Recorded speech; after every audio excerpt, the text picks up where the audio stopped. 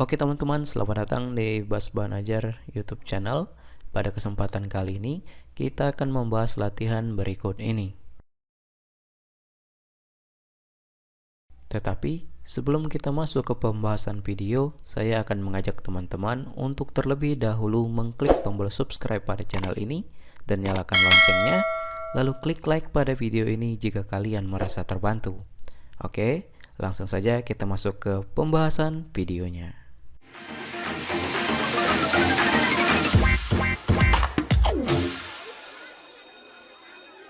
Oke teman-teman, di video kali ini kita akan membahas kunci jawaban IPS kelas 8 halaman 219 evaluasi kurikulum merdeka. Langsung saja kita baca soalnya kemudian kita jawab. B. Esai 1. Bagaimana pengaruh letak geografis terhadap penjelajahan kolonialisme dan imperialisme di Indonesia? Bagaimana perubahan yang dialami masyarakat Indonesia akibat adanya kolonialisme dan imperialisme di Indonesia? Jawabannya, letak geografis Indonesia berada di antara dua benua, yaitu benua Australia dan benua Asia. Selain benua, terletak di antara Samudra Hindia dan Samudra Pasifik. Kondisi geografis Indonesia yang kaya akan sumber daya didukung dengan iklim yang tropis yang dimiliki membuat Indonesia menjadi salah satu negara penghasil pertanian.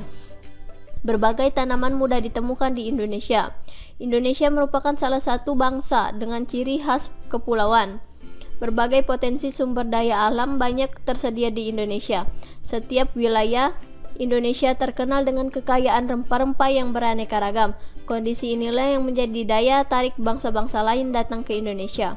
Adanya kolonialisme dan imperialisme memberikan pengaruh seperti perdagangan, kebijakan kerja paksa, dan tanam paksa yang merubah kehidupan masyarakat. Pengaruh lebih spesifik yaitu adanya perubahan masyarakat Indonesia baik aspek ekonomi atau perluasan lahan, penemuan tambang, munculnya barang baru.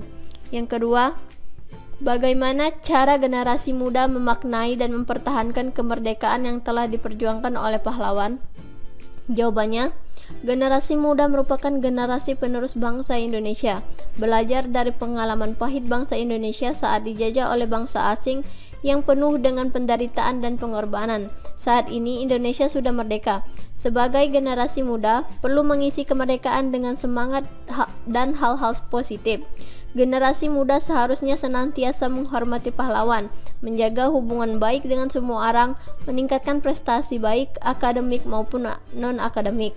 Setiap hari kemerdekaan dapat digunakan untuk meningkatkan rasa nasionalisme seluruh masyarakat dengan berbagai lomba-lomba untuk meningkatkan kebersamaan dan semangat nasionalisme.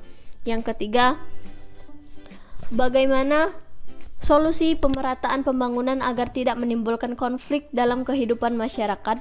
Jawabannya, solusi pemerataan pembangunan agar tidak menimbulkan konflik meningkatkan percepatan pembangunan suatu daerah dengan memanfaatkan sektor pariwisata.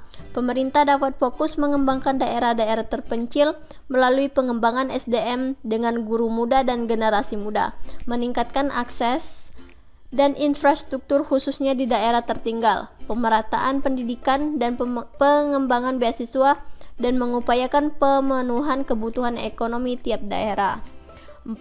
Menurut kalian, apakah sebuah konflik dapat meningkatkan rasa nasionalisme yang dimiliki seseorang? Jelaskan. Jawabannya iya. Konflik dapat meningkatkan rasa nasionalisme seseorang karena konflik dapat mengakibatkan munculnya rasa persatuan, kebersamaan, dan rasa senasib. Yang kelima, menurut pandangan kalian, bagaimana solusi yang tepat untuk konflik yang terjadi di Indonesia akhir-akhir ini? Sebagai contoh, adalah demonstrasi yang berujung konflik sosial. Bagaimana demonstrasi yang seharusnya dilakukan guna menyuarakan aspirasi rakyat? Pada dasarnya, demonstrasi diperbolehkan mengingat menyuarakan pendapat merupakan hak tiap warga negara yang telah dijamin dalam perundang-undangan.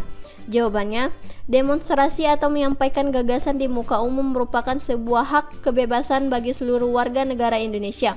Pada umumnya, demonstrasi terjadi karena adanya protes terhadap kebijakan pemerintah ataupun dorongan kepada pemerintah untuk melakukan sesuatu atas permasalahan yang terjadi.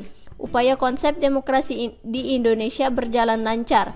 Demonstrasi juga memerlukan respon yang baik dari pemerintah, di mana pemerintah menampung semua pendapat dan aspirasi dari para demonstrasi. Oke teman-teman, mungkin sampai sini saja pembahasan kali ini. Jika ada jawaban yang kurang jelas atau kurang dimengerti, silakan kalian tanyakan di kolom komentar di bawah dan sampai jumpa di latihan berikutnya.